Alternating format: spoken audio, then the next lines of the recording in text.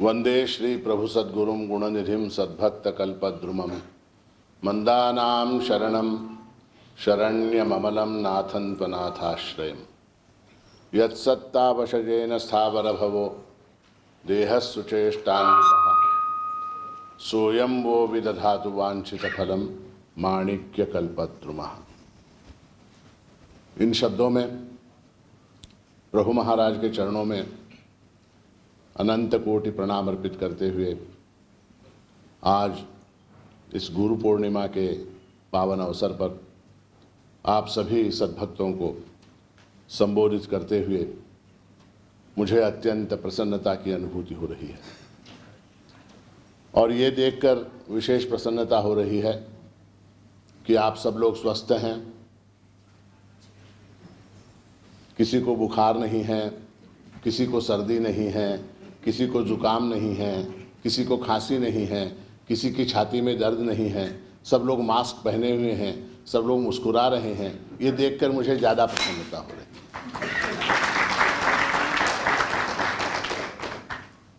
और ये गुरु पूर्णिमा का जो उत्सव है ये हमारे वेद पाठशाला के भूतपूर्व छात्रों ने प्रारंभ किया है और अनेक वर्षों से ये परंपरा यहाँ चलती रही है और मैं हमारे छात्रों की जो प्रगति हुई है उसको देखकर बड़ा आनंदित हूँ, बड़ा प्रसन्न हूँ। वो उनमें से अनेक रथी, अतिरथी, महारथी बने। रथी यानी क्या? जिसके पास रथ है ना। तो हमारे कई विद्यार्थियों के पास मोटरसाइकिल, अधिकांश सबके पास मोटरसाइकिल है। रथी तो सब है। उसके बाद कुछ महारथी हैं, उनके पास छोटी कार है। उसके बाद और अतिरथी हैं, अतिरथी उनके पास बड़ी बड़ी कारें हैं। तो मुझे बड़ी प्रसन्नता होती है, हमारे विद्यार्थी जब कार लेके आते हैं, महाराज में कार घेट लो, अपन पूजा करा, तो मुझे बड़ी प्रसन्नता होती है। तो ये एक प्रकार से प्रगति का द्योतक है, ऐश्वर्य का द्योतक है, समृद्धि का द्योतक है। और वो जो है मैं चाहूँगा कि सभी हमारे जितने विद्यार्थी हैं वो सब अतिरथी, महारथी बने और जो है प्रभु महाराज की कृपा आपके ऊपर सदा सर्वदा बनी रहे। रथी बने, महारथी बने, कुछ भी बने, मगर अध्ययन की, अध्यापन की जो परंपरा है, जो निष्ठा है वेद के प्रति, उसका आप पूर्णतः जो है अनुशीलन करें, ऐसा आपको सुझाव देता हूँ। करीब 2-2.5 वर्षों से ये जो हमारा पूर्णिमा का प्रवचन का क्रम है वो खंडित होता रहा। बीच में कुछ दिन चला, फिर बंद हुआ, फिर चला, फिर बंद हुआ। इस तरह से इसमें अनेक विघ्न आए और मुझे ऐसा लगता है कि आज ये गुरु पूर्णिमा का अवसर है, पावन अवसर है। आज हमने पुनः जो है उस परंपरा को पुनरुज्जीवित किया है और मैं चाहूँगा कि इसी तरह से श्रावण पूर्णिमा, भाद्रपद पूर्णिमा, अश्विन पूर्णिमा, कार्तिक पूर्णिमा और अंततः हमारी दत्त जयंती की मार्गशीर्ष पूर्णिमा और फिर आगे पौष, माघ, फाल्गुन, ये क्रम जो है चलता रहे, ऐसी प्रभु महाराज के चरणों में प्रार्थना करते हुए आज के विषय को प्रारंभ करता हूँ। ऐसा है कि प्रत्येक युग में एक एक साधन का महत्व होता है। कहा गया कृतेय ध्यायतो विष्णु त्रेतायाम यजतो मखैः द्वापरे परिचर्यायाम कलौ तत् हरि कीर्तना। कृत युग जो था, सत्य युग जो था, उस युग में केवल विष्णु का ध्यान ही पर्याप्त था और कुछ करने की आवश्यकता नहीं थी। केवल विष्णु का ध्यान मात्र से सिद्धि प्राप्त होती। उसके बाद कौन सा युग आया? त्रेता युग आया। तो त्रेता युग में त्रेतायाम यजतो मखैः, तो त्रेता युग में यज्ञ याग वगैरह की महती बढ़ी और वहाँ केवल विष्णु का ध्यान पर्याप्त नहीं था। वहाँ क्या? वहाँ यज्ञ याग वगैरह अनेक प्रकार के श्रौत याग, अनेक प्रकार के आपने रामायण में पढ़ा। हाँ, दशरथ ने कौन सा यज्ञ किया? पुत्र कामेष्टि यज्ञ किया, पुत्र कामेष्टि यज्ञ किया। विश्वामित्र जो है यज्ञ कर रहे थे, राक्षसों ने विघ्न डाला, तो क्या हुआ? उन्होंने क्या कहा? देई तुझा पुत्रमला, ज्येष्ठ तुझा पुत्रमला देई दशरथा। हाँ, यज्ञ रक्षणार्थ तोचि योग्य सर्वथा।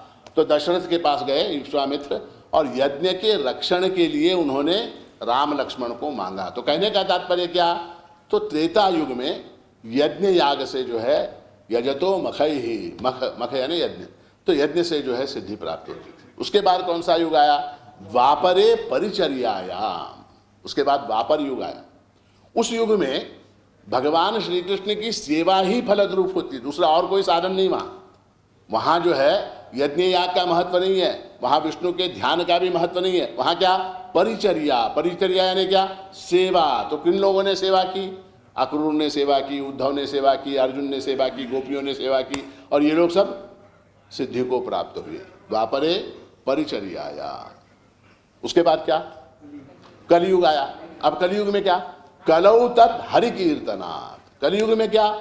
परमात्मा का नामस्मरण ही सिद्धि देने वाला साधन है, परमात्मा का नामस्मरण। और इस स्मरण के विषय में भगवान ने गीता में अत्यंत विस्तार पूर्वक इसकी महती बताई है। भगवान कहते हैं सततम कीर्तयन्तो माम यतन्तश्च दृढ़व्रताः नमस्यत्यच माम भक्त्या नित्य युक्ता उपासते। 9वें अध्याय में भगवान ने कहा कि सतत मेरा ध्यान करो, सतत मेरा कीर्तन करो, सतत मेरा चिंतन करो। अन्य स्थान पर भगवान ने 8वें अध्याय में बड़ा सुंदर कहा। भगवान कहते हैं अनन्य चेता सततम यो माम स्मरति नित्यशः तस्याहम सुलभ पार्थ नित्य युक्तस्य योगिनः।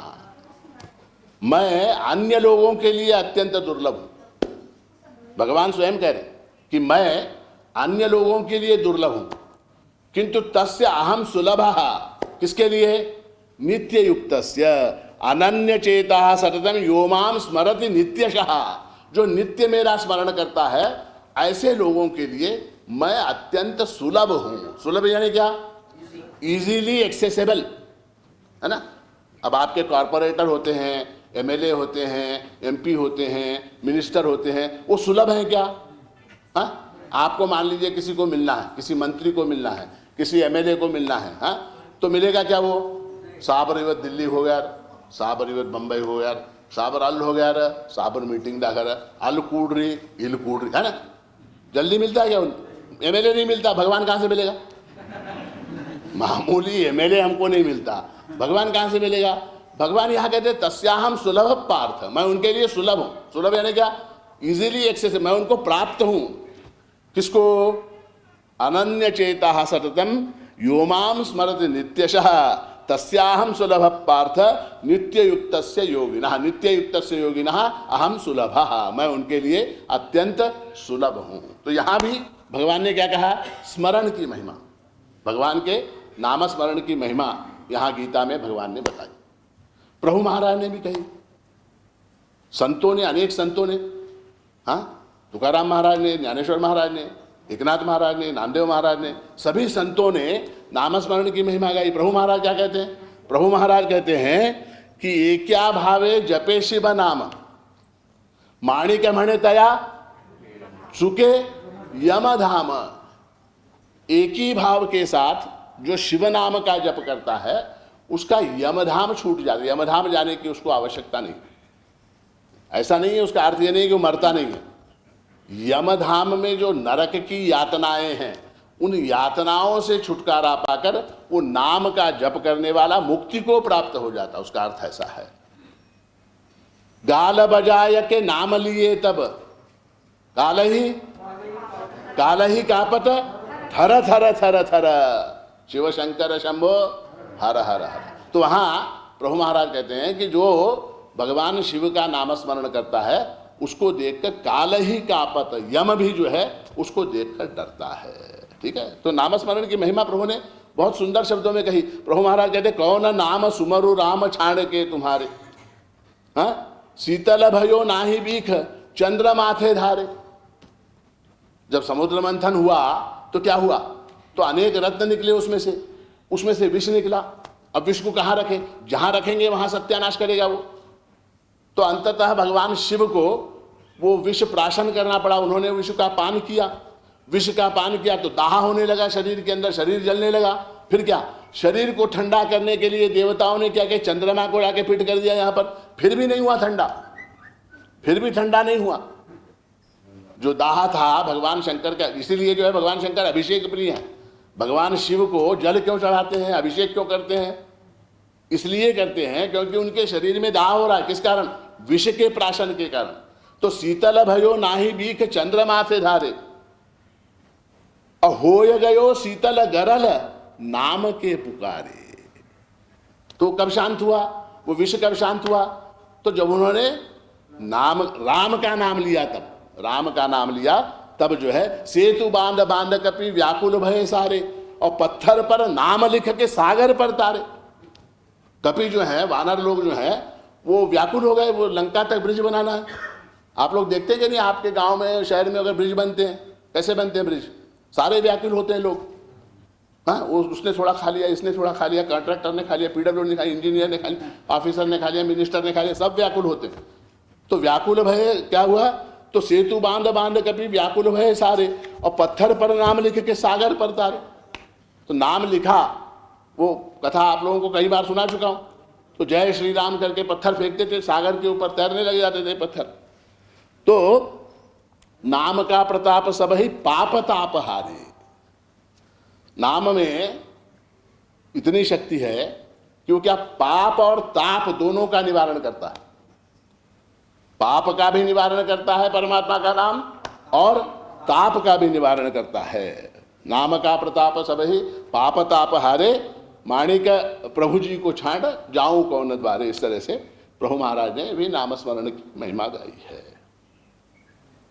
तो परमात्मा का नाम जो है वो अत्यंत कल्याणप्रद है, मोक्षप्रद है, और आपत्तियों से छुटकारा पाने का मार्ग है, स्वस्थ रहने का मार्ग है, सुंदर रहने का मार्ग है, सुरूप रहने का मार्ग है, समृद्धशाली रहने का मार्ग है, और कुशलता पूर्वक, मंगलता पूर्वक जीवन को चलाने का एक सुलभ मार्ग कौन सा है? तो परमात्मा का नाम स्मरण जो है वो अत्यंत सुलभ है। अब ऐसा है कि हम लोग सब नामस्मरण करते कि नहीं? हाँ बोलिए, हाँ बोलिए. हे बघा, हा म्हणायला पैसे लागेल. हो म्हणा. कोण विचारणार आहे? येऊन बघणार आहे काय तुम्ही नामस्मरण करता? हो म्हणलं झालं. महाराज विचारले हो म्हण. हो म्हणा. नामस्मरण करता कि नहीं? नामस्मरण हम सब करते हैं, किंतु जैसा संतों ने, जैसा भगवान ने गीता में फल बताया है, वैसा फल हमको प्राप्त नहीं। प्रॉब्लम क्या है कि हम नामस्मरण करते हैं, नामस्मरण हम लोग सब करते हैं, और हम लोग नामस्मरण जब करते हैं तो हमको जो है उस फल की प्राप्ति नहीं होती। हुई क्या आपको फल की प्राप्ति? नहीं होती, नहीं होती। आपको देख के यम डरता है क्या? नहीं डरता, नहीं डरता। तो संतों ने, महंतों ने, प्रभु ने, भगवान ने गीता में जो नामस्मरण की महिमा बताई, उसकी जो फलश्रुति कही, उसका जो फल बताया, वो फल हमको प्राप्त नहीं होता। वो फल प्राप्त न होने के कारण क्या होता है कि उस नामस्मरण के साधना में ही अश्रद्धा उत्पन्न हो जाती है। देखिए, हम कोई काम करते हैं, अगर उसका रिजल्ट नहीं मिला, उसका फल नहीं मिला, तो क्यों करेंगे हम? इसीलिए आप देखिए बहुत से लोग जो है उत्साह में नामस्मरण प्रारंभ करते हैं. काय आज गुरुपौर्णिमा, महाराज आजपासून रोज 1000 भक्त कार्याचं जप करणार आहे मी. उत्तम है, करा करा. शुरू किया, क्या हुआ? शुक्रवार, शनिवार, रविवार, काय त्याच्यानं काय होईना, त्याच्यानं काय होईना. काय करा? सोडलो महाराज, ते जमलं नाही, सोडून टाक. आता काय दुसरं काय? तो क्या होता है कि उसके फल की प्राप्ति नहीं होती, उसके फल की प्राप्ति नहीं होती. तो इस विषय में विचार हमारे शास्त्रों में बहुत हुआ है कि साधना का फल क्यों नहीं प्राप्त होता. जैसे आप कोई भी वैदिक सूक्त लीजिए, गणपति अथर्वशीर्ष है, अब उसकी जो फलश्रुति है, उस कितना बड़ा फल बताया, कितना बड़ा फल. वो गणपति अथर्वशीर्ष का पाठ करने वाले को फल मिलता है क्या? हाँ, नहीं मिलता. श्री सूक्त, उसका फल कितना है? हाँ, अखंड उसके घर में लक्ष्मी होनी चाहिए, नहीं रहती, भीख मांगते फिरते. श्री सूक्त का पाठ करने वाले भीख मांगते. हाँ, रुद्र की महिमा कितनी है, उसका फल क्या है? हाँ, रुद्र का पाठ करने वाले भी ऐसे ही घूम रहे हैं, उनको भी फल प्राप्त नहीं है. नामस्मरण की भगवान की महिमा कितनी है। रामकृष्ण हरि भगवान का नाम है, श्री गुरुमाणी जय गुरुमाणी प्रभु का नाम। फल की प्राप्ति नहीं होती, क्यों नहीं होती? तो इसके विषय में हमारे यहाँ बहुत विचार किया गया है, और ये जो लॉकडाउन का टाइम था उसमें मैंने भी इस विषय में काफ़ी विचार किया। हुआ ये कि लॉकडाउन के समय में खाली कुछ काम नहीं, तो मैंने क्या किया कि हमारे संस्थान का जो वेबसाइट है उसको रिपेयर करने की कोशिश, उसमें कुछ गलतियां वो ये कुछ उसमें चेंजेस वगैरह कुछ करने की कोशिश की। अब वो कर रहा हूं, जैसा मैं चाहता हूं वैसा हो नहीं रहा। 2 दिन 4 दिन 6 एक एक प्रॉब्लम को लेके 6 दिन 7 दिन लग रहे, वो प्रॉब्लम सुलझ नहीं रहा, फल प्राप्त नहीं हो रहा। वो जैसा बताया गया है विधान, उस विधान से मैं कर रहा हूं, वो सारा काम जैसा करना है, वो कोड जैसा लिखना है उस तरह से मैं लिख रहा हूं, किंतु उसका जो रिजल्ट आना चाहिए वो नहीं आ रहा। तो एक्सपर्ट को पूछा, भाई ये जैसा बताया गया है वैसा हम कर रहे हैं, फिर भी नहीं हो रहा। तो उसने ध्यान से देखा, सारे कोड को पढ़ा, ठीक है, पढ़ के बोला महाराज जी ऐसा है कि एक वाक्य के अंदर जहां फुल स्टॉप लगाना था, जहां डॉट लगाना था, वो आपने नहीं लिखा, वो डॉट नहीं लिखा, वो डॉट नहीं लगाया। उसके कारण क्या, वो सारा आगे का जितना कोड है वो बेकार हो गया। वहां फुल स्टॉप लगना चाहिए था, वहां फुल स्टॉप लगाने के बाद आगे का कोड चलेगा। उसी तरह से आप देखिए ईमेल आज सब लोग ईमेल इस्तेमाल करते हैं, हाँ ईमेल। अब वो ईमेल में क्या होता है कि कुछ लोगों के ईमेल होते हैं ना, जैसे मान लीजिए हमारा किरण का ईमेल, मान लीजिए उसका आईडी kiran.chavan@gmail.com, ऐसा उसका आईडी होता है। उससे मैंने फोन पे पूछा, अरे तेरा ईमेल आईडी क्या? kiranchavan@gmail.com। ठीक है, मैंने क्या किया, kiranchavan@gmail.com। मैं 1000 ईमेल भी भेजूंगा तो भी उसको नहीं जाएगा। क्यों नहीं जाएगा? डॉट नहीं है वहां पर, डॉट नहीं है, डॉट नहीं। उसी तरह से कैपिटल लेटर होता, पासवर्ड। एक बार क्या हुआ कि बहुत से लोग इस्तेमाल करते हैं, हमारे कंप्यूटर संस्थान के कंप्यूटर सारे लोग इस्तेमाल करते हैं, ऑफिस के लोग वगैरह। तो किसी ने पासवर्ड बदल दिया, तो हमारा अक्सर पासवर्ड क्या, माणिक प्रभु पासवर्ड। तो माणिक प्रभु पासवर्ड का जिसने चेंज किया उसने भी माणिक प्रभु रखा, और उसने एम कैपिटल कर दिया उसमें। जिसने भी हमारे कंप्यूटर का पासवर्ड चेंज किया उसने क्या किया, पासवर्ड चेंज करते समय एम कैपिटल लिख दिया। अब मैं गया, मुझे मालूम है पासवर्ड क्या, माणिक प्रभु। तो MANIKPRAB जो नहीं खुल रहा, हाँ नहीं खुल रहा, MANIKPRAB नहीं खुल रहा। उसको बुलाओ, इसको बुलाओ, मैकेनिक को बुलाओ, उसको बुलाओ, बंबई लेके जाओ कंप्यूटर, दिल्ली लेके जाओ, तुम लंदन भी लेके जाओगे तो भी नहीं खुलेगा। क्यों नहीं खुलेगा? एम कैपिटल है, वो एम कैपिटल लगाना भूल गए। ठीक है, तो ऐसी छोटी छोटी गलतियां हो जाती जिसके कारण वो जो फल प्राप्त होना है वो फल प्राप्त नहीं होता। एक छोटी सी गलती, छोटा सा अपराध, छोटी सी त्रुटि, छोटी सी न्यूनता, छोटी सी लापरवाही, छोटा सा केयरलेसनेस, उसकी वजह से फल की प्राप्ति नहीं होती। ये कब मालूम हुआ हमको? लॉकडाउन पीरियड में जब कंप्यूटर के ऊपर हम काम कर रहे थे तब पता लगा कि एक छोटी सी गलती, एक छोटा सा कॉमा, एक छोटा सा फुल स्टॉप, एक छोटा सा कैपिटल लेटर, वो अगर बदल गया तो क्या हो जाता है, सारा का सारा निरर्थक हो जाता है। समझ में आई बात? पक्का है ये? हाँ। तो उसी तरह से नामस्मरण जो है, परमात्मा का जो नामस्मरण हम करते हैं उसमें हमारे से कहीं गलती होती, इसीलिए फल नहीं प्राप्त होता। अगर एम कैपिटल मार के माणिक प्रभु मार दिया तो खुलना चाहिए कंप्यूटर, हाँ, kiran.chavan@gmail.com डॉट लगा देंगे तो जाना चाहिए ईमेल। जब कहा गया है शास्त्र में, गीता में, संतों की वाणी में आया है कि नामस्मरण का फल प्राप्त होता, तो फल प्राप्त होना ही चाहिए। अगर नहीं हो रहा है तो इसका मतलब क्या, हमने कहीं कोई गलती की। अब वो गलती कौन सी की?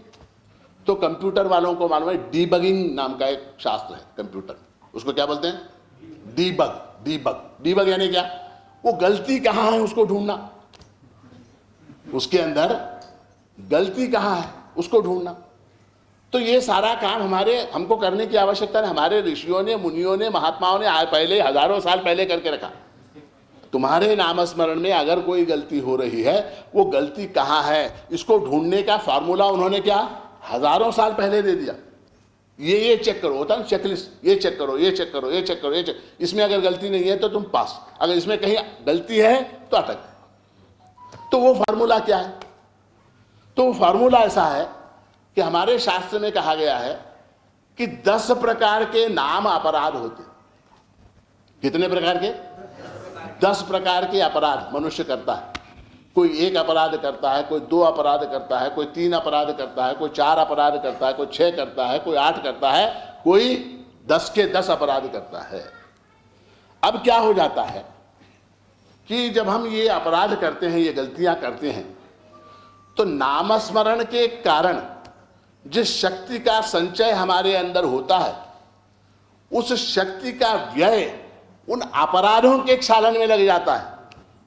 समझ में आ रही बात? आप नामस्मरण जो है वो कभी भी व्यर्थ नहीं जाता, वो कभी व्यर्थ नहीं जाता। उससे जो जनरेट हुई जो शक्ति है, उससे जो उत्पन्न होने वाली शक्ति है, वो शक्ति उन अपराधों के क्षालन में खर्च हो जाती है। फिर हमको क्या बचा? जैसे ये मान लीजिए इलेक्ट्रिसिटी है, ठीक है। अब वो इलेक्ट्रिसिटी 240 वोल्ट का करंट वो कहाँ से आ रहा है? केईबी से आ रहा है, कर्नाटका इलेक्ट्रिसिटी बोर्ड से आ रहा है। हाँ? अब बीच में मान लीजिए किसी ने वहाँ तार अटका दिया, किसी ने यहाँ तार अटका दिया, किसी ने वहाँ गीजर लगा दिया, किसी ने वहाँ पर क्या अपना फ्रिज लगा दिया, किसी ने मिक्सर चला दिया। रास्ते में पहले ही, हमारे घर आने के पहले ही तार अटका के अगर कर लिया तो क्या हो जाएगा? हमारे घर में वोल्टेज कम क्यों कम आएगी? हमारे घर में वोल्टेज क्यों कम आएगी? क्यों हमारे घर में वोल्टेज कम क्यों होगा? पड़ोसी ने हमारे घर में जाने वाले वायर के अंदर तार अटका दिया और अपने घर में गीजर लगा दिया, मिक्सर लगा दिया, वॉशिंग मशीन लगा दिया, तो क्या होगा? हाँ, बिल तो बढ़ेगा, बिल पाप तो बढ़ेगा, बिल तो बढ़ेगा, मगर क्या होगा? वोल्टेज कम। तो नामस्मरण, हम जो नामस्मरण करते हैं, उस नामस्मरण से जो शक्ति, जो पॉजिटिव एनर्जी जो जनरेट होती है, जो उत्पन्न होती है, उसका क्षय जो है, उसका अपव्यय किसमें हो जाता है? इन पाप अपराध जो किए, जो गलतियां जो की, उनको उनके क्षालन में ये नामस्मरण से जो पुण्य हमने कमाया, वो पुण्य कहाँ खर्च हो गया? तो अपराधों के क्षालन में खर्च हो गया। तो अपराधों के क्षालन में खर्च होने के कारण क्या हुआ? जो फल हमको मिलना चाहिए था वो हमको नहीं मिल रहा। तो यहाँ जो है, मैंने डायग्नोसिस जिसको बोलते हैं ना, डायग्नोसिस, रोग होता है। रोग होने के बाद क्या? बुखार आ रहा है, बीदर के डॉक्टर को दिखाया, हैदराबाद के डॉक्टर को दिखाया, उसको दिखाया, इसको दिखाया, बुखार कम नहीं हो रहा, ठीक है। फिर क्या हुआ? फिर गए कहाँ? बंबई गए। बंबई में बड़े लीलावती हॉस्पिटल में गए, वहाँ जाकर डॉक्टर को दिखाया। फिर उसने स्कैनिंग किया, स्कैनिंग करने के बाद उसको पता लगा, हाँ इसको जो है क्या इंटेस्टाइन के अंदर इन्फेक्शन है, इसकी वजह से बुखार आ रहा है, ठीक है। तो अब क्या हो गया? अब हमारा डायग्नोसिस हो गया। हमको नामस्मरण का फल प्राप्त नहीं हो रहा। तो नामस्मरण का फल क्यों नहीं प्राप्त हो रहा? क्योंकि हमारे नामस्मरण में कहीं ना कहीं कोई ना कोई गलती हो रही है, कोई ना कोई गलती हो रही। अब वो गलती कौन सी, ये पता लगाना। तो शास्त्र में हमारे यहां कहा गया कि 10 प्रकार के नामापराध हैं, 10 प्रकार की गलतियां मनुष्य करता है। कौन कौन सी? तो कहा गया, सन्निंदा सति नाम वैभव कथा, श्रीशेषयोर्भेदधी, अश्रद्धा श्रुति शास्त्र दैशिक गिराम, नाम्यर्थवाद भ्रमः, नामास्तीति निषिद्ध वृत्ति विहित त्यागौ च धर्मांतरे, साम्यम नाम जपे शिवस्य च हरेर नामापराधादश। ये 10 प्रकार के अपराध हम करते हैं। और इसीलिए एक हिंदी कवि ने बड़ा सुंदर कहा, राम राम सबही कहे, राम राम सबही कहे, दशरथ कहे न कोय, दशरथ कहे न कोय, एक बार दशरथ कहे, कोटि यज्ञ फल होय। समझ में आई बात? नहीं समझ में आई? कहाँ समझ में आई? राम राम सब ही कहें। हाँ हाँ, यहाँ गलती हो रही, ये गलती हम करते।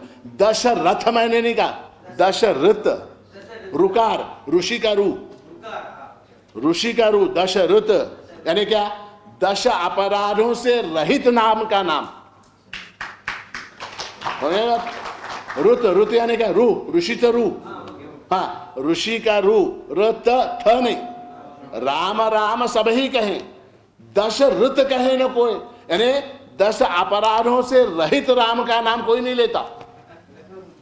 दशरथ, दशरथ कहे न कोई, एक बार दशरथ कहे, एक बार सिर्फ। राम नाम बार बार लेने की आवश्यकता नहीं। परमात्मा का नाम 1000 बार, 1000 जप करो, 84 लाख करो, 88 लाख करो, आवश्यकता एक बार। निशाना एक बार लगता है। निशाना जो लगता है, बंदूक से छूटी हुई गोली, धनुष से छूटा हुआ बाण, एक ही बाण जाके लगता है। 1000 बाण मारने की जरूरत नहीं। 1000 बाण कौन मारता है? जिसका निशाना गलत है वो मारता। वो हमारे उत्सव में वो आता है बंदूक वाला, आपने देखा खेला? कौन?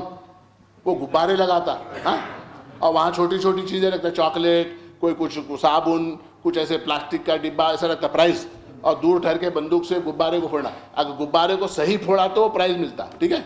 हमारा क्या है, कहीं चांस लेते, कहीं गुब्बारा नहीं फूटता। जिसका निशाना पक्का एक ही बार में लगा देता हो। बार बार राम का नाम लेने की आवश्यकता नहीं है, एक बार राम का नाम लेना काफी है। मगर वो एक बार राम का नाम जो लेना है वो कैसा होना चाहिए? दशरथ, दशरथ यानी क्या? 10 अपराधों से रहित, दशरथ। और ऐसा राम का नाम, प्रभु का नाम अगर लिया तो क्या हो जाएगा? कोटि यज्ञ फल होय, कोटि यज्ञों का फल प्राप्त होता है। समझ में आई बात? तो अब सवाल यह है कि वो दशरथ कौन से हैं?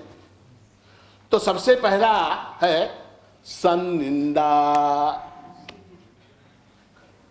सबसे पहला अपराध। लाख जप कर रहे रोज बैठ के, राम राम राम राम राम राम राम राम, जय गुरु माणिक, जय गुरु माणिक, जय गुरु माणिक कर रहे हैं। मैं इतना करके अगर सन्निंदा, सन्निंदा यानी क्या? सज्जनों की निंदा, सज्जनों की निंदा, सन्निंदा। भगवान के जो भक्त हैं उनकी निंदा करना अपराध है। जो भगवान का भक्त, सज्जन यानी कौन? जो भगवान का भक्त है, उसकी निंदा करना जो है वो अपराध है। अतः क्या? तो जप करने वाले को, नाम जप करने वाले को निंदा से बचना चाहिए। हम क्या करते हैं? हमने जप किया, कितना? 1200 गायत्री किया, ठीक है। 1200 गायत्री समाप्त करके नदी में जाके स्नान करके, माध्याह्न संध्या करके, सब करके, सारा विधि विधान पूर्वक किया। आए वापस, आने के बाद क्या हुआ? वहां पर पता लगा वो फलाने कोण आए, माणिक नगर के माणिनगरचे महाराज, सगळं माहित आहे त्यांचं मला, सगळं त्यांचं मला। क्या हुआ? हुआ क्या? वो 1200 जप गया। भगवान ने कहा एक स्थान पे, अहम भक्त पराधीन अस्वतंत्र इव द्विज साधुभिर्ग्रस्त हृदय भक्तैर भक्तजन प्रिय। मैं कैसा हूं? भगवान कहते हैं मैं कैसा हूं? अहम भक्त पराधीन। तो जो सज्जन लोग जो भगवान के प्रिय हैं उनकी आप निंदा करेंगे तो भगवान को गुस्सा नहीं आएगा क्या? कोई आपको, आपके पुत्र की निंदा करे, मान लीजिए आपका बेटा, मान लीजिए आपका बेटा, हाँ, उसकी निंदा करे, आपको अच्छा लगेगा? आप में से कोई अगर बोले, ए महाराज तुमचं ते चारू, त्याचं सगळं आम्हाला माहित आहे, ऐसा अगर कोई बोले तो मैं उसके साथ कैसा रहूंगा? मैं क्या बोलूँ? बर बेटा ठीक है, बघू, हाँ, आमच्या चारूला असं म्हणतो, हाँ। तो सज्जन लोग जो हैं, सद्भक्त लोग जो हैं, वो लोग क्या हैं? भगवान के अत्यंत प्रिय हैं। अब हमको ये नहीं मालूम कौन भगवान का प्रिय है, कौन अप्रिय है। अब इतने लोग यहाँ बैठे, महाराजांना ह्याच्यातले कोटी लोक प्रिय आहेत, किती लोक अप्रिय आहेत, तुम्हाला माहित आहे काय? बेस्ट काय, सेफेस्ट काय? कोणाचीच निंदा करू नये, नको कुणाची निंदा, नको कुणाची निंदा करने की आवश्यकता क्या है? तो सन्निंदा सबसे पहला दोष क्या है? सन्निंदा। ठीक है। उसके बाद आता है दूसरा दोष, दूसरा अपराध, असति नाम वैभव कथा। यानी जिसका परमात्मा की लीला में, परमात्मा की शक्ति में, परमात्मा के महत्व में, परमात्मा के महात्म्य में, परमात्मा के चरित्र में जिसका विश्वास नहीं है, उसको परमात्मा का नाम वैभव सुनाना, ये दूसरा अपराध है। दूसरा अपराध। बहुत से लोग, हमारे भक्त लोग फोन करते हैं या प्रत्यक्ष मिलते हैं तो बताते हैं, अपनी समस्या सुनाते हैं। महाराज परवा मुलाचं लग्न केलं ते सुनेला माणिकनरला ये म्हणजे येत नाही म्हणते तुला. किती सांगू लागलो, चल ग माणिकनरला, चल आमच्या घरात परंपरा आहे, आमच्या आजोबापासून आम्ही जयंतीला जातो, चल म्हण. मी येईना, माझा विश्वास नाही. तिला किती सांगितलं तर चाळकापूरचं कहाणी सांगितलं, तिला मैलारचं कहाणी सांगितलं. सांगू नये हो, अपराध आहे ते. नहीं बोलना चाहिए. जिसकी श्रद्धा नहीं है, जिसकी श्रद्धा नहीं है, उसके सामने परमात्मा का गुण वर्णन करना अपराध है. उसके सामने परमात्मा का गुण वर्णन करना क्या है? अपराध है. हम क्या करते हैं अति उत्साह में, मैं रोज 1000 जप करता हूं, श्री गुरु माणिक जय गुरु माणिक 1000. तो क्या मेरे बेटे को भी करना चाहिए, बहू को करना चाहिए, पुत्र वधू को करना चाहिए? नहीं करते तो उत्साह में आके फिर क्या बताना, आमचे आजोबा असं होते, आमचे पणजोबा तसं होते, मार्तंड माणिक प्रभू, शंकर माणिक प्रभू, सिद्धराज माणिक. नहीं बताना चाहिए, नहीं बताना चाहिए. अपराध है वो. असति नाम वैभव कथा. क्यों? क्योंकि उन लोगों की अरुचि है उसके अंदर, परमात्मा विषय में उन लोगों की अरुचि है, अश्रद्धा है. तो ऐसे लोगों को वो परमात्मा की महिमा, परमात्मा का गुण वर्णन, परमात्मा का चरित्र, परमात्मा का महात्म्य, परमात्मा की लीला कड़वी लगती है. तुलसीदास जी ने कहा, तुलसी पूरब पापते हरिचर्चा न सुहाय. तुलसीदास कहते हैं तुलसी पूरब पापते, पूरब पाप यानी पूर्व जन्मों के पापों के कारण उनको हरिचर्चा न सुहाय. परमात्मा की चर्चा, परमात्मा का गुण, परमात्मा की लीला, परमात्मा का वैभव उनको न सुहाय यानी उनको पसंद नहीं पड़ता, उनको अच्छा नहीं लगता. जैसे ज्वर के जोर से भोजन की रुचि जाए, जैसे ज्वर के रोग से, जैसे ज्वर के जोर से भोजन की रुचि जाए. क्या होता है? आप लोगों को कोरोना हुआ क्या नहीं? किसको किसको हुआ? हाथ उठाओ. अच्छा, कोरोना जब हुआ तो खाना कैसा लगता था? No taste. कितना भी नमक डालो, कितनी भी मिर्ची डालो, नो टेस्ट, टेस्टलेस. क्यों? जैसे ज्वर के जोर से बुखार भी आता है ना, बुखार आता, तो जो बुखार आता हर चीज कड़वी लगती. मीठी चीज भी आप उसको खिलाओ, वो बोलता है कड़ू झट, नको नको. तो ऐसा है, उन लोगों को पाप का ज्वर चढ़ा हुआ है. किनको? अश्रद्धावान जो है उनको पाप का ज्वर है. उस पाप के ज्वर वाले को अगर कितना भी मीठा आप खिलाओगे तो क्या होगा? वो कड़वा है बोलेगा वो. तुलसी पूरब पापते हरिचर्चा न सुहाय, उसको जो है वो पसंद नहीं आता उसको. तो इसलिए जो है ये एक अपराध है. कौन सा? अश्रद्धावान के सामने भगवान का वैभव, भगवान की कथा ये सुनाना, ये दूसरा अपराध है. हम ये करते हैं ये, और इसलिए हमारा नामस्मरण सफल नहीं होता. तीसरा कौन सा? तीसरा है श्री शेषयोर भेदरी ही. श्रीश और ईश, इनके अंदर भेद करना. श्री से यानी कौन?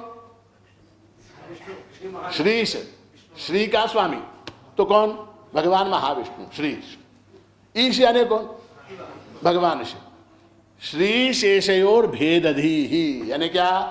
विष्णु में और शिव में भेद बुद्धि रखना, ये तीसरा अपराध है. मोहन, ये तीसरा अपराध है। संप्रदाय का अभिनिवेश इतना ज्यादा हो जाता है, संप्रदाय का अभिनिवेश इतना ज्यादा हो जाता है कि हमको लगता है कि हमारा जो आराध्य है वही श्रेष्ठ है, बाकी देवता उससे कनिष्ठ हैं, ऐसा लगता है। बाकी देवता जो हैं वो, मान लीजिए हम शिव के उपासक हैं, तो शिव की क्या आपाताल नभस्तलांत भुवनम ब्रह्मांडम आविस्फुट, क्या है वो परमात्मा जो है, शिव हमारा इतना बड़ा है। वो कथा भी है पुराण में कि भगवान शिव के पैरों का पता लगाने के लिए विष्णु गए। भगवान शिव के पैर कहाँ हैं पता लगाने के लिए विष्णु गए, तो क्या हुआ, कुछ नहीं मिला उनको, कुछ नहीं मिला, पैर कहाँ है मालूम ही नहीं, इतना विशाल उनका स्वरूप। और विष्णु के पैरों का पता लगाने के लिए शिव गए, वो भी वापस लौट गया, उनको भी नहीं पता लगा। तो कहने का क्या है, तात्पर्य है कि हरि हर जो है, देखिए दोनों शब्द हैं, कौन से, हरि हर, ये दो शब्द जो हैं हरणे धातु से बने हैं। संस्कृत व्याकरण जिनको मालूम है उनको मालूम है, हैं हरणे, हरण करने वाला। हर शब्द का अर्थ क्या, पापान हरति इति हरि ही, जो पापों का हरण करता है उसका नाम क्या, हरि। पापान हरति इति हरः, पापों का जो हरण करता है वो हर है। तो क्या हुआ, हरि और हर, इनके अंदर क्या, केवल एक इकार का भेद है, वो प्रत्यय भेद है, वो केवल रूप का भेद है। और ई जो है वो माया का प्रतीक है। ई क्या है, ई भी, ई माया का है। माया के कारण हर में, हरि में भेद प्रतीत होता है, वास्तव में स्वरूपतः उनके अंदर कोई भेद है ही नहीं। वो जो इकार है वो इकार भेद को दर्शाता है। माया क्या है, अज्ञान है, माया अज्ञान है, अज्ञान के कारण हर में हरि में भेद दिखाई देता है। तो इसलिए जो है श्रीशेषयोर भेद दी, तो श्रीश और ईश में भेद करने की बुद्धि रखना, ये क्या है, तीसरा अपराध है, तीसरा अपराध है। शिवाय विष्णु रूपाय, शिव रूपाय विष्णवे, शिवस्य विष्णोश्च हृदयम शिवः। ये जो श्लोक है ये बहुत से लोग संध्या वंदन में इसका पाठ करते हैं कि नहीं। बहुत से लोगों के संप्रदाय में संध्या वंदन में नित्य श्लोक का पाठ करते हैं, नित्य करते हैं, और इतना करके फिर शिव से द्वेष करते हैं। संध्या वंदन में इसका पाठ करके फिर बाहर आने के बाद शिवरात्रि ज्यादा हूर्ण ढोलगी मार भेद करते हैं। न केवल वैष्णव ही नहीं, शैव भी करते हैं, शैव भी भेद करते हैं, वैष्णव भी भेद करते हैं। यह प्रभु महाराज ने कहा, पूर्ण शैव वैष्णव हाथा क्षणिक हम वृत्ति चलाता। तो इसके अंदर भेद कर, देखिए भगवान विष्णु का, भगवान शिव का स्वरूप एक कैसा है, देखिए बड़ा सुंदर। हमारे यहाँ पुराणों में जो रूपक हैं कितने सुंदर हैं। भगवान शिव जो हैं वो माथे के ऊपर भगवान राम के धनुष का चिन्ह बनाते हैं, ऐसा। मोहन केड़ो, भगवान शिव, भगवान शिव, भगवान शिव जो हैं वो अपने माथे के ऊपर, हाँ, राम के धनुष का चिन्ह बनाते हैं, ठीक है। और भगवान राम अपने माथे के ऊपर शिव के त्रिशूल का चिन्ह बनाते हैं। समझ में आई बात। तो उनके अंदर कोई भेद है ही नहीं, और इसमें इनके अंदर कोई भेद करता है, इनके अंदर कोई भेद करता है तो क्या हो जाता है, वो अपराध नंबर 3, तीसरा अपराध हो जाता है। देखिए भगवान विष्णु क्या है, सत्व गुण के प्रतीक है, ठीक है। तो न्यायतः उनका रंग कौन सा होना चाहिए, वाइट, वाइट। सत्व गुण का रंग कौन सा है, सफेद है। और भगवान शिव क्या है, तमो रूप है, तमोगुण के प्रतीक है, तमोगुण के देवता है। तो न्यायतः उनका रंग क्या होना चाहिए, ब्लैक होना चाहिए। है कैसा, उल्टा है, रिवर्स। अब बहुत अच्छे, रिवर्स, रिवर्स कलर कॉम्बिनेशन। क्या, भगवान विष्णु काले हैं, भगवान शिव कैसे हैं, कर्पूर गौरम करुणावतारम, गोरे हैं। भगवान शिव गोरे, क्यों गोरे, क्यों गोरे, इसलिए गोरे क्योंकि सतत सत्वगुण रूपी जो विष्णु है उसका ध्यान भगवान शिव करते रहते, इसलिए वो गोरे हो गए। और विष्णु काले क्यों हो गए? तमोगुण का अधिष्ठाता जो शिव है उसका ध्यान करते रहते, इसलिए वो काले हो गए। कौन? कृष्ण। इसीलिए उनका नाम भी कृष्ण है, कृष्ण यानी काला। तो शिव में और विष्णु में भेद करना ये तीसरा अपराध है। हम लोग ये अपराध करते हैं कि नहीं? हाँ, इसलिए नामस्मरण सफल नहीं होता। चौथे के लिए उस श्लोक के अंदर अश्रद्धा श्रुति शास्त्र दैशिक गिराम कहा गया। अश्रद्धा श्रुति शास्त्र दैशिक गिराम यानी क्या? तो चौथा, पांचवा, छठा, ये तीन दोष, तीन अपराध जो है इस लाइन के अंदर, इस पंक्ति के अंदर आते हैं। कौन कौन से? अश्रद्धा। अश्रद्धा कहां? अश्रद्धा श्रुतिषु, श्रुति के प्रति अश्रद्धा, वेद के प्रति अश्रद्धा। अश्रद्धा शास्त्रेषु, शास्त्र के प्रति अश्रद्धा। और दैशिक गिराम, गुरु की वाणी के प्रति अश्रद्धा। तो तीन ऊपर हो गए। कौन कौन से? पहले कौन सा? पहला कौन सा? सन्निंदा, सन्निंदा। दूसरा कौन सा? असति नाम वैभव कथा। तीसरा कौन सा? हरिहर में भेद करना, ये तीसरा पाप। चौथा कौन सा? श्रुति में अविश्वास करना, श्रुति में अश्रद्धा रखना। बहुत से लोग आप देखिए, बहुत से लोग जो नाम जप करने वाले लोग रहते, हरि कीर्तन करने वाले लोग, ते वेद ते सगळं बेकार आहे, ते कोणतं? आम्हाला काय विठ्ठल विठ्ठल केलं पुढे अश्रद्धा, वो विठ्ठल विठ्ठल सफल नहीं होता उनका। क्यों? तो श्रुति के प्रति अश्रद्धा, श्रुति के प्रति अश्रद्धा। उसी तरह शास्त्र है, शास्त्र है, शास्त्र के प्रति अश्रद्धा रखते नामस्मरण करने वाले लोग। बहुत से लोग ये नाम संकीर्तन करने वाले संप्रदाय वाले लोग हैं, बहुत से, मैं किसी का नाम नहीं ले रहा। नाम संकीर्तन करने वाले लोग शास्त्र के प्रति अश्रद्धा रखते। ते सगळं आम्हाला काय करायचं होतं? अरे एक प्रभूचं नाव घेतलं तर पुरे नाही, प्रभूचं नाव घेतलं तर पुरे होत नाही। तिथे श्रद्धा ठेवून प्रभूचं नाव घ्या, सफल होतं। ते फुलस्टॉप लावा तिथे। कोणचं? श्रुति में विश्वास, श्रुति में श्रद्धा, शास्त्र में श्रद्धा, वो सब कामा फुल स्टॉप है, वो लगाओगे तो ये तुम्हारा स्क्रिप्ट करेक्ट बनेगा। और दैशिक गिराम, दैशिक गिराम यानी गुरु की वाणी, गुरु की वाणी में श्रद्धा रखना, विश्वास रखना, ये अपराध हो जाता है। उस अपराध के कारण भी जो है हमारा नामस्मरण सफल नहीं होता। तो कितने हो गए? 6 हो गए। उसके बाद क्या? उसके बाद 7वां, नामनी अर्थवाद भ्रमः। नाम की जो महिमा शास्त्रों में बताई गई है वो अर्थवाद है, ऐसा भ्रम पालना, यह अपराध है। अर्थवाद शब्द का अर्थ क्या है? अर्थवाद शब्द का अर्थ है किसी वस्तु के महात्म्य को बढ़ा चढ़ा कर कहना, इसको अर्थवाद कहते हैं। अर्थवाद कहते हैं किसी वस्तु की महिमा को बढ़ा चढ़ाकर कहना। हाँ, जैसे क्या? जैसे जो है अब कहने कहा ये हमारा कौन? तिरुमल, हमारा तिरुमल सिंह है। तिरुमल कैसा है? इतना सा है वो मगर वो किसी ने कहा मान लीजिए तिरुमल सिंह है, तो क्या हुआ? तिरुमल की महिमा का बखान जो है मैं जो कर रहा हूं सिंह शब्द से, वो क्या? अर्थवाद है। वो अर्थवाद है क्या? उसकी महिमा बतानी। वो सिंह फिंह सब झूठ, सिंह नहीं, वो तो छोटा है, इतना खरगोश के जितना है, तो उसको अर्थवाद कहते हैं। तो बहुत से लोगों को ये लगता है कि शास्त्र में जो नामस्मरण की महिमा बताई गई है, गीता में, भागवत में वगैरह, परमात्मा के नामस्मरण की जो महिमा बताई गई है वो अर्थवाद है। वो केवल म्हणजे लहान पोरांना समजायला काहीतरी आपण सांगतो की नाही, तर परमेश्वराचं नाव घे जावं, विठ्ठल विठ्ठल कर, राम नाम कर, ऐसा एक भ्रम पालते हैं लोग।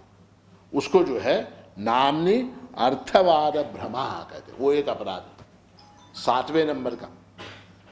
ऐसा भ्रम हम पालते हैं और उसका जो महात्म्य है, उसकी जो महत्ता है, उसका जो पावर है, उसके अंदर जो शक्ति है, उस शक्ति की उपेक्षा करते हैं। नाव घेण्याने काय होतं? कोणाचं काय झालंय मग? होय मग नाव घ्या, नाव घ्या, घ्या नाव, काय त्याच्यात काय, सगळे म्हणणार आम्ही पण म्हणा.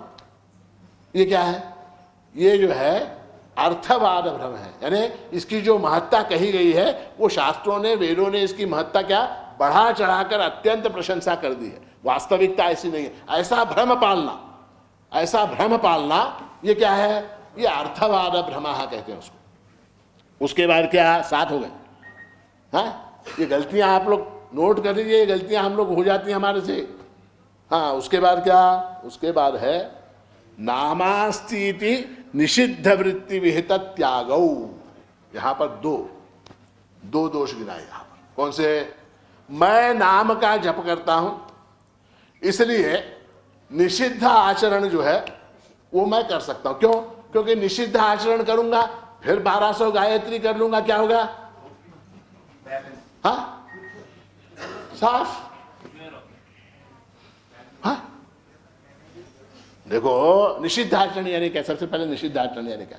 निषिद्ध आचरण यानी शास्त्र में जिस आचरण को बिल्कुल नो कहा गया, नो ये कर नहीं सकते. क्या, सुरापान नहीं कर सकते, नहीं कर सकते, निषिद्ध आचरण.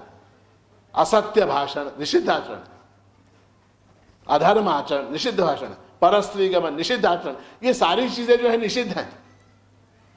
मगर शास्त्र में ये भी कहा गया, फलश्रुति आप देखिए, फलश्रुति देखिए क्या कहा गया.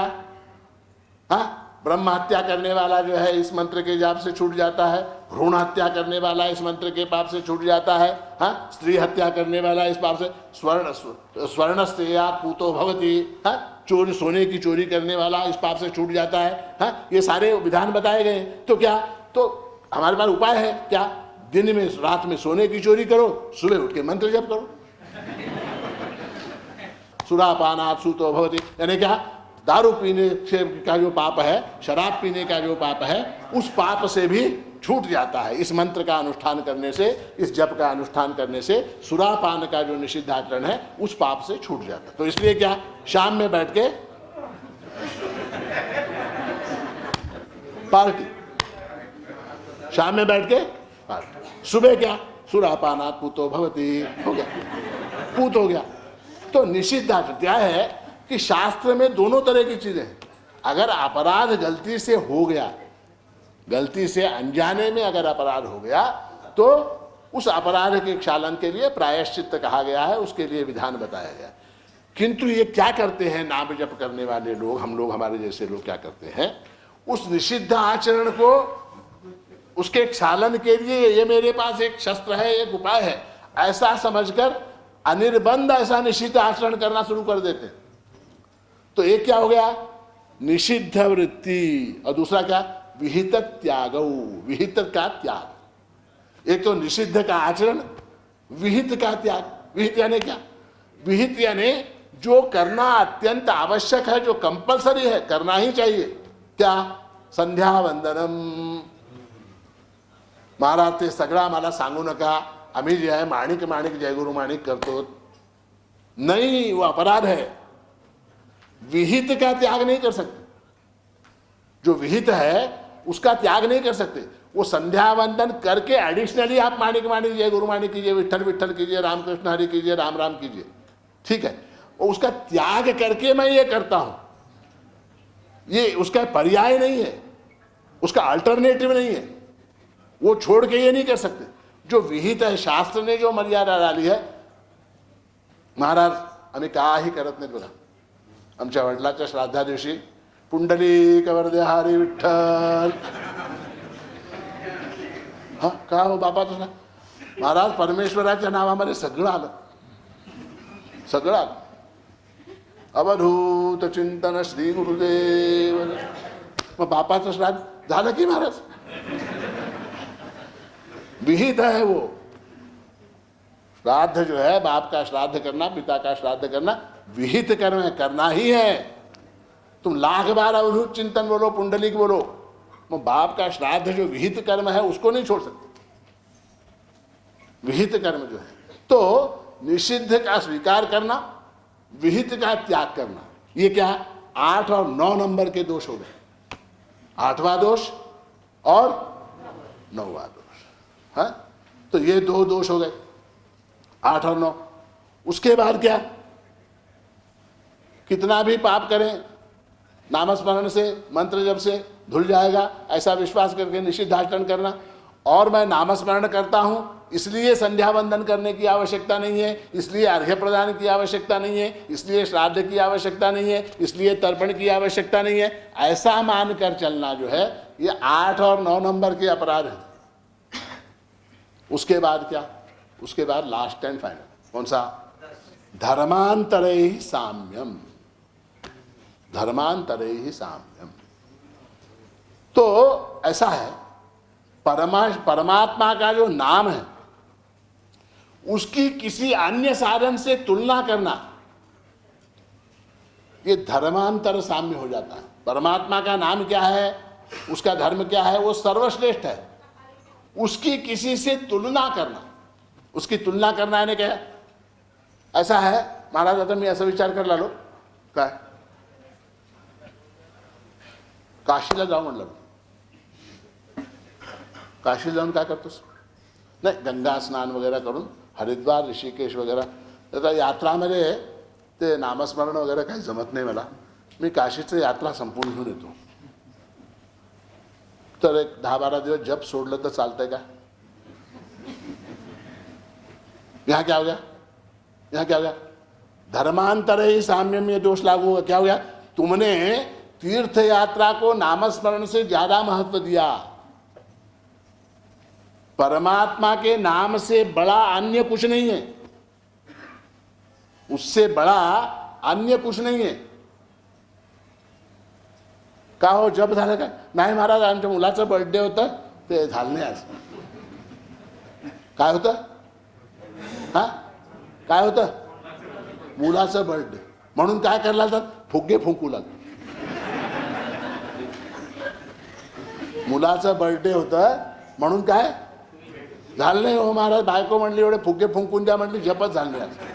तो क्या, वो फुगे फूंकने का जो काम है उसको आपने क्या किया, उसको क्या किया, उसको आपने तरजीह दी, उसको आपने श्रेष्ठता प्रदान की। किससे, नामस्मरण से अधिक वो श्रेष्ठ है ऐसा समझ के आपने व्यवहार किया। क्या हुआ, अपराध नंबर 10 लागू हो गया, अपराध नंबर 10 लागू हो गया। ठीक है, तो इसलिए जो है ये 10 प्रकार के अपराध हैं, इनको दशनामा अपराधा कहते हैं शास्त्र में। तो ये अपराध हो जाते हैं। इन अपराधों के कारण जो है हमारा जो नामस्मरण है, हमारा जो जप है, हमारा जो अनुष्ठान है वो फलद्रूप नहीं होता। हमको क्या लगता है, इतना गणपति अथर्वशीर्ष के अंदर फलश्रुति बताई गई है और हमको एक भी फल प्राप्त नहीं होता, इतना उसका फल है हमको फल प्राप्त नहीं होता, इतना उसका फल, कोई फल प्राप्त क्यों नहीं होता। इसलिए नहीं होता क्योंकि हम कहीं कॉमा लगाना भूल जाते हैं, कहीं फुल स्टॉप लगाना भूल जाते हैं, कहीं @ लिखना भूल जाते हैं। हाँ, वो ईमेल एड्रेस के अंदर होता है कि @ हाँ, @ हाँ, वैभव शर्मा @gmail.com, हाँ, वैभव शर्मा gmail.com लिखेंगे, जाएगा क्या, नहीं महाराज लीलो मी क्या लीला, वैभव शर्मा gmail.com जाता है क्या, जाता नहीं, वैभव शर्मा @gmail.com, तो @ का निशान लगाना पड़ता, वो लगाएंगे तो ही वो ईमेल जाएगा। तो परमात्मा के पास आपके ईमेल क्यों नहीं पूछ रहे, क्यों नहीं पूछ रहे आपके ईमेल, आप इतना ईमेल भेज रहे हैं, मैसेज भेज रहे हैं, क्यों नहीं जा रहे। वो 10 नंबर का अपना मोबाइल नंबर होता ना, उसमें 1 नंबर की भी गलती हो जाए, 97 की जगह 79 हो गया तो कहीं और ही चला जाता है मैसेज वो। तो आप जो मैसेज प्रभु को भेजना चाहते हैं वो कहीं और किसी को जा रहा, जिसके पास वो आपकी इच्छा पूर्ण करने का सामर्थ्य नहीं, ऐसे को जा रहा। एप्लीकेशन आपका पहुंच ही नहीं रहा, प्रभु बेचारे क्या करेगा, परमात्मा क्या करेगा। आपका एप्लीकेशन ईमेल से, SMS से, व्हाट्सएप से, किसी तरह से, लिफाफे से, पत्र से उस तक पहुंचना चाहिए। वो अगर नहीं पहुंच रहा, वो कहीं और जा रहा, तो कैसे आपका काम होगा बताइए। और अंत में बड़ी बात कही गई, साम्यम नाम जपे शिवस्य च हरे।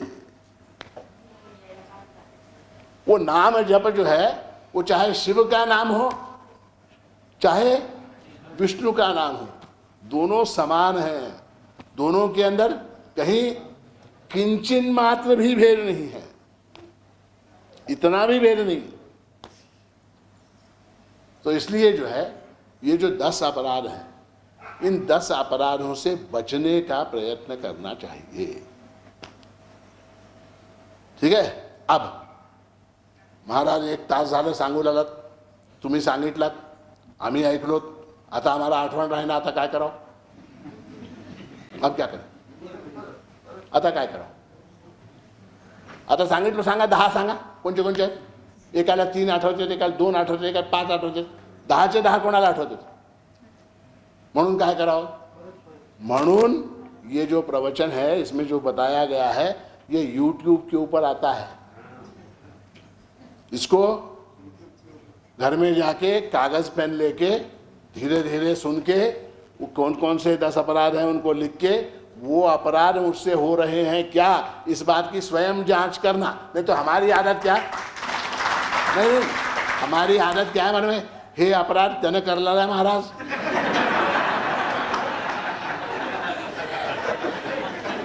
श्याम सुंदर करतोय बघा महाराज, वैभव करतोय बघा महाराज, राम करतोय बघा महाराज। काय करतोय? गायत्री जप करून आले की त्याची निंदा कर, ह्याची निंदा कर, सन निंदा। राम अपराध करलेला बघा, वैभव करलेला बघा, दत्तू करलेला बघा। वो सेल्फ टेस्ट है अपने लिए, अपने लिए। तो नोटबुक लेके 10 अपराध, कोण कोण अपराध कर, ते 11वा अपराध झालं, ते वो 11वा अपराध हो गया, वो 11वा अपराध हो गया। हाँ, कागज लेके घूम रहे, वो अपराध कर रहा है कि इसकी गलती, इसके। अरे तू कौन? इंस्पेक्टर है, हवालदार है, चौकी, तू कौन? हाँ, तेरा तू देख। तो साम्यम नाम जपे शिवस्य चहरे, इसीलिए हमारे यहाँ क्या है? प्रभु का नाम हम कैसे लेते? कसं कहतो आपण प्रभूचं नाव? अंदर म्हणा, श्रीमान श्रीमाणिक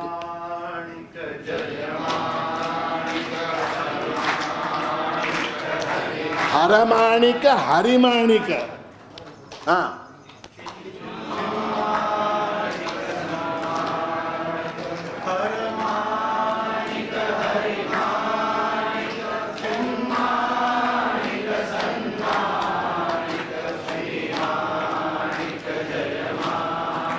तो साम्यम नाम जपे शिवस्य चहरे, नामापराधा 10, ये 10 नाम अपराध है। तो मेरे ख्याल से आप लोगों को समझ में आ गया। ईमेल का उदाहरण दिया, SMS का उदाहरण दिया, फ़ोन का उदाहरण दिया, फलाना दिया, समझ में आ गई बात सबकी। तो इसलिए आपके जो हैं SMS ईमेल प्रभु तक पहुँच नहीं रहे, वो पहुँचे ऐसी आपकी इच्छा हो, तो वो गलतियां जो आप SMS लिखने में, मोबाइल नंबर लिखने में जो गलतियां कर रहे हैं, उन गलतियों को सुधारें। आपके SMS, आपके WhatsApp, आपके ईमेल, आपके पत्र, आपकी प्रार्थनाएं प्रभु महाराज तक अवश्य पहुंचेंगी। वो पहुंचे ऐसा आशीर्वाद देते हुए आज के इस प्रवचन को यहाँ विराम दें।